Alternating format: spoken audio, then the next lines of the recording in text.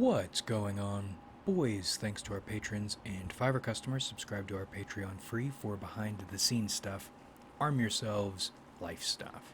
I've been paying attention to shadow stuff again, and I'm trying to work my way through a book not just about the Constitution, but also about the works and ideas that went into it. And that forced me back into reading capital P philosophy from capital P philosophers. And on the first page of one of these sections, they break it into tons of little snippets. Aristotle makes the argument people do things basically out of good. And the instinct is to read that as a moral argument. You could read it more realistically as a pragmatic argument, people operating out of good or toward good, good here meaning self-interest, but that isn't the case in my experience. People operate basically out of satisfaction. If you want to try to apply a rule, one rule, to all humans, but that's almost a pointless rule aside from establishing a basic distrust of humanity, because anything could satisfy a person. And more often than not, satisfaction for people comes at great cost not only to other people, but also to themselves. They harm their own self-betterment or self-interest in pursuit of satisfaction. And that is one lesson learned the hard way through experience alone, because it's something that humans seem not to want to acknowledge. You are saturated with thousands of years of people promising you, almost in a religious way, sometimes definitely in a religious way, that there is a rhyme and reason to humanity. There are things to strive for and things not to strive for. And rarely does it matter what these things are. The point, or what they're trying to instill in you, almost certainly trying to instill it in themselves, make themselves believe it. There is some order to things. And because there is some order to things, there's a way to win. And there are ways to win, but the idea here is a sure, certain way to win. Because that's comforting to people, and when you provide people a route like that, and they're terrified there isn't one otherwise, they're more likely to take it, meaning they're easier to control. But I really don't think it's just about controlling people. I also think it's about self-soothing.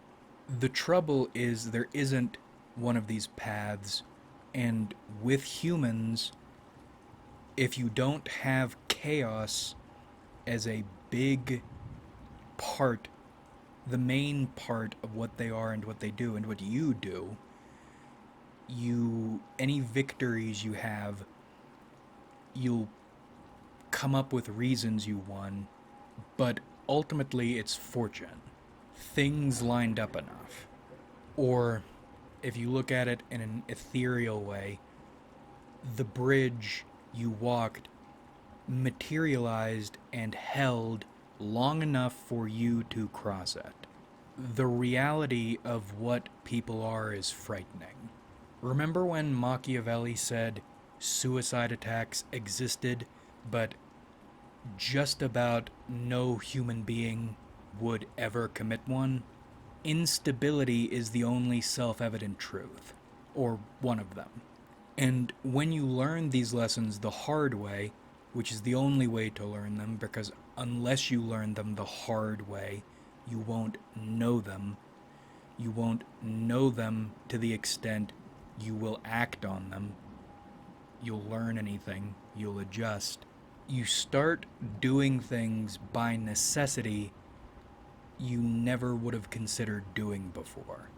And you train yourself to do these things so you stand a better chance as an individual against a species engineered to channel the worst, least consistent, least ordered, least rational, least predictable aspects of the universe. Humans are truth on steroids, and the truth is nothing obeys anything. But I was watching a video earlier today in which a dude gets judgmental about what we are learning and teaching here in favor of the sort of idealized heroism that makes a person feel good to believe in, but in reality you will pay for severely. And it made me think of the Jackal tapes with Ruben. You aren't a good person, Ruben. You've just never had need to be otherwise. And for me, what I've learned from the world is usually people who put this idealized heroism on a pedestal haven't been forced to confront what reality is, what people are. They're running from what reality is or what people are, or it's all a tool in service of their pursuit of satisfaction, wanting to feel like a this or a that, in service of satisfaction, in service of ego, but also, in some cases, probably, in service of this idea there is some ideal, proper way to be that makes everything okay. There isn't one.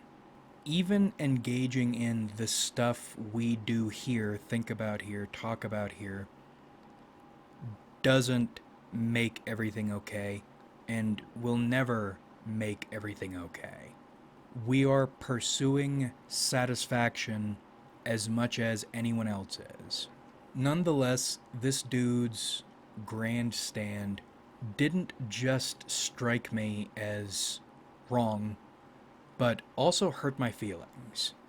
Because it's judgmental of my, well, not precisely my mindset, but in the same genre. And I've been trying to pay attention to things that hurt my feelings, or things that hit me in a way that affect me in a way I feel it shouldn't. Because with a fair number of things, although my skin is very thin, our armor, the armor we've been building, is pretty alright now, and quite a few sorts of things hit the armor and bounce off. But there is a vein of things, a sort of things that hit and penetrate, and when they penetrate, it's not a man getting hit, it feels like a child getting hit. Because I don't just feel gotten. Normally, if something penetrates, I get angry. But with this sort of thing, my instinct, even if it's a light penetration, I feel like I want to cry. Or at least that feeling is there. And I think I've figured out what that entire reaction is when it happens. I feel double, triple, or quadruple betrayed, and I feel powerless in my ability to communicate what I think, what I do, and why. Feeling misunderstood, but more feeling attacked by people you can't communicate with. And betrayal and powerlessness are two things in my life that remain and probably always will be powerful and touchy. And we'll go through the entire feeling. Why the first initial level of betrayal? You're betrayed initially because your species, your family, your friends, your media, the people who ought to know, in your time and in millennia past, have lied to you. They have implanted within you a set of values and perspectives that not only set you up to fail, but also nobody abides, while still acting like these lies are reality. Everybody knows these lies aren't reality, apparently, except you, stupid. Took you a while to figure it out. But everyone still acts like they're reality. And when you fail after doing what you have been instructed by everybody to do, people laugh or they chide you. And then when you ask what you should be doing instead, they give you the exact same set of lies they gave you initially. That's devastating. That's the first betrayal. Then what is the second or third or fourth or so on betrayal? You are forced to teach yourself what reality is and what people are with no help if you want to stand a chance against reality and people. And you don't stand a chance anyway. Maybe all you're doing by learning these things is wanting a better understanding of the game you have been forced to play. Oh, and that was another thing. That's probably why this dude's version of this entire thing bugs me. He doesn't like victims either. I'm not a big victim fan. He accused my sort of point of view as the victim mindset. And that agitated me because everything I do these days is an effort not to allow myself to be a victim again. It hurts because when you are victimized, you're victimized because you couldn't do anything else. Until you learn the game, you're bred to be taken advantage of. And that's another thing. Nothing is ever as simple as people would like you to believe it is. This flavor of the emotion of betrayal is difficult for me to put into words, but I can see it. Being attacked for responding to a situation other people put you in, and that's another thing about responsibility. I say you should take responsibility for the consequences of things you don't know, because that will help you grow. But on a less digging in your heels and crawling out of the hole level, you didn't know. Another twist of complication. You didn't know not to trust people. Not to be honest. Not to do what your species, your culture, enduring for thousands of years, has told you to do. You didn't know, stupid, not to trust those things. And then you found out the hard way. And now you're being judged for doing what you have learned the hard way is essential. A human being fucks you and then reacts negatively to your reacting negatively to getting fucked. And that makes perfect sense. Another little lesson I think about sometimes that helps me is not to expect your enemies to play fair. They hate you. They want you dead, they want you miserable, they want you powerless. You are the biggest dummy alive if you believe they will follow any rules or standards. Even the idea that they would preserve themselves first before destroying you. No, people will absolutely destroy themselves if it means getting a chunk out of you, if that's what they want. There's no standard. They're your enemies. So in the bigger picture, it makes perfect sense that an aspect of society would react negatively to your taking measures not to let society hurt you anymore. But it still feels bad. It still feels like a pointed emotional betrayal. Not from an individual specifically, but more from a mindset held by society. Why is that? It's because you, stupid, still haven't internalized the lesson. At this point, you have learned the lesson, you're implementing what you've been taught, but you still haven't totally accepted it yet. Why? Because you still feel more for society, more for people, your fellow man, than you do for yourself and your own experience. On some level, you are still putting them above you. You haven't totally internalized these people are your enemies. You feel sad and hurt because someone hit you unexpectedly, and then when you hit back, they got mad at you.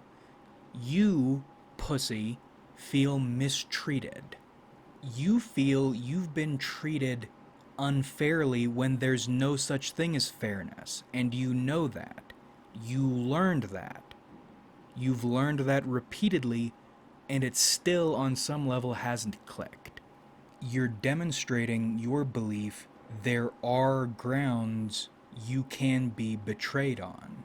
You've learned enough to act the way you need to, but you haven't learned it to the point you are no longer expecting anything different or better from anybody. That's the level you need to know it on. But these sorts of lessons, even if you're aware of them, it takes time to internalize them. And we are making progress on that front. It still hurts when it happens, but I'm at the point now, everybody I look at is a problem. Maybe not at the moment, but at some point, under some conditions, they will be. And I'll still feel emotionally hurt when it happens, but I have at least learned to anticipate that turn from everybody. And the more repetitions you get, the better you'll be able to operate. The less touched you'll feel by people, by lies. But all this makes me think back to Colonel Kurtz, his judgment sentiments. Apocalypse Now is... I love The Godfather, I love my mob movies, but holy shit. I never thought Blade Runner 2049 would be beaten for me in terms of a favorite movie or an important movie. But Apocalypse Now doesn't even necessarily pose questions, it just states things, and you'll think you've found the answer, and then you find another answer, and both answers are valid. Thank God for Terence McKenna. Why have just one answer, he says. He's absolutely right, but it still feels weird. There is always another thing in that movie. And I have more thoughts about judgment. Why do you have no right to judge Colonel Kurtz? Why is it judgment that defeats us? I think Kurtz is touchy about judgment for the same reasons we have outlined here. Kurtz learned from experience what needed to be done, seeing it clearly and acting, looking at it with your eyes open. But after feeling all these things, for me, I'm realizing Kurtz probably didn't like what needed to be done. He hadn't totally broken from society. He was broken by society, by a society that lied, timid, lying morality, that judged him and decided to kill him after he did the things that needed to be done, and he still didn't feel good about. And of what a fucking legendary movie. And why was Willard able to do all the same things Kurtz did except walk away with his mind intact? Because Willard because Willard is a fucking glowy. Kurtz was a human being. Willard was the deepest cover glow in the dark. He's not an assassin, he's not a soldier, he's not even a grocery clerk. He is an agent of the Central Intelligence Agency. Truly peak humanity CIA people are. Different species. God, the CIA. Oh boy, if I weren't terrified of them, I would love them. People who have ascended into demonhood while still walking these mortal planes. The only people, or some of the only people, who both know the truth and have internalized it. Know it on that level. That's why Willard could walk away. It's not that Kurtz couldn't recognize good and evil. It's not that Kurtz broke away from humanity. It's that Kurtz understood he needed to break away from humanity and failed to do it properly. He still had his humanity. He didn't like what needed to be done, but he did it anyway because it needed to be done, and then he couldn't live with it, and neither could society. That's why you don't judge Kurtz. You don't judge him because you would be hurting his feelings for doing the essential things he didn't want to need to do. And why is it judgment that defeats us? Because judgment prevents us from embracing the truth of reality, of what we are, what needs to be done, what we do to one another. There is probably a way to embrace reality, for humans to embrace reality, to embrace our natures, to reconcile them, and then to become something different and better. But we don't, and we don't because embracing those truths is painful, first, and then ultimately devastating if you can't totally sever your connection to your species, and it seems like most people won't be able to. Meaning, we would all need together to drop the hypocrisy, to drop the lies, the timid, lying morality. That's why Kurtz says, I am beyond their timid, lying morality, and so I am beyond caring. He's not beyond their timid, lying morality. That's why he rants about it endlessly. And he's not beyond caring. He wants to be, and he isn't, and he can't be, and nobody will embrace the truth with him. We would all need to embrace the truth together and stop the judgment that defeats us, and we won't do that. That's why Kurtz broke. Until in 6 or 7 months we come up with another reason for why Kurtz broke. Truth really is some Lovecraft bullshit. The closer you come to it, the more you recognize the divide, the abyss between the truth, what's true, what is necessary, and your limitations as a human among humans. You can see it, but you can't get there, and you will be punished if you try. Not even by the thing outside your scope, but by all of your fellow man. People who should, in an alternate universe, be walking hand in hand with you toward the truth, and that's not what happens. But I believe the best you can do, the best you should do, quotes, is continue to learn and implement these lessons until you truly implement them, and then see what you become. Not that it'll change anything, but you have one life that doesn't matter to anybody else in the end.